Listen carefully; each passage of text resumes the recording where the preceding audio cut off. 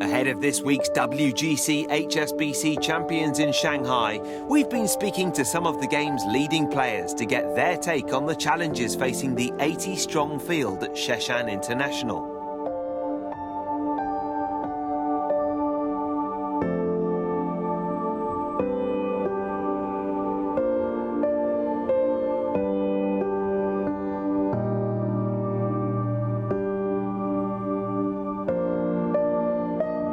I was really impressed when I first went over there how good of a golf course it was and how good a shape it was in. It's one of those courses that gives you kind of everything.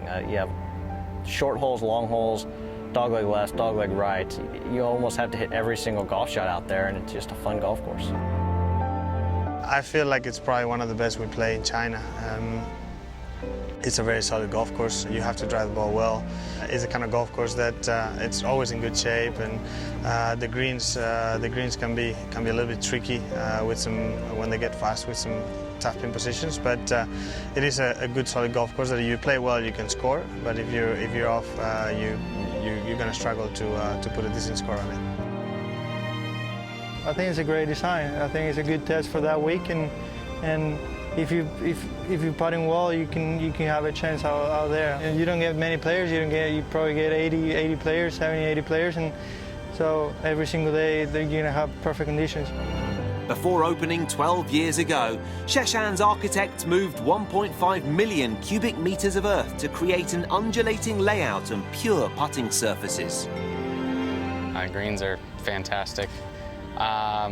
And a lot of fun, interesting holes on it, reachable par 5s and, scoreable par 4s, but then you have a lot of really tough holes on it as well. So it's a great mixture of golf holes.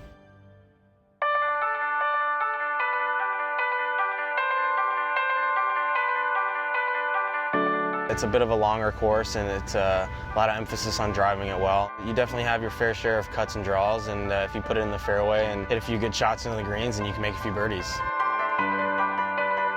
It's a driver's paradise. If you keep it in the fairway, you're going to be able to attack the greens, and you can reach the par 5s, which is great for me. I have a chance to make easier birdies, and that's what I love about it. You have to position the ball well off the tee to be able to be aggressive into a lot of those holes. So if you manage to do that, then you can put a decent score on it.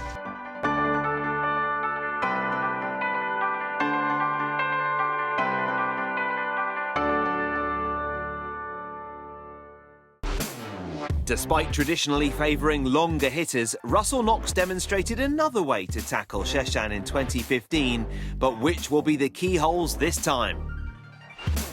Number 2, par 5, kind of wraps around to the left. If you hit a good tee shot and challenge the left side, you can reach the green. I think I reached it a couple times last year and was able to birdie. 8, the par 5. 7, which is a really short par 4 that some guys sometimes drive it, some guys don't. Those 2 holes, depending on wind, can really make or break the round. It seems like those are the 2 holes on that golf course that really kind of set the tone for the whole day. The 9th was very tricky. You have to hit the fairway to really even have a play at the green, and obviously there's water up there also. There's a lot of long, tough par 4s out there. Holes for me that if I don't get it in the fairway, I'm really struggling. 12th hole, the par 3. When they play that tee box back, it's a long iron into a green that's really narrow and really small. I believe it's 15, dogleg left. Fairway is very hard to hit. If you don't hit it, you got a long iron in, and it's a difficult hole. So yeah, I know if I can make 4 pars there, then I'll have a good shot at it. Really, 16, 17, 18 is a very interesting finish. A lot of different things can happen in those last 3 holes. I always like some good finishing holes, that's what makes a good golf course. 16 is a drivable par 4. The longer guys have probably hit a 3-wood. For me, it's a driver with everything. I love 16 there, the little drivable par 4. I don't think I ever went for the green.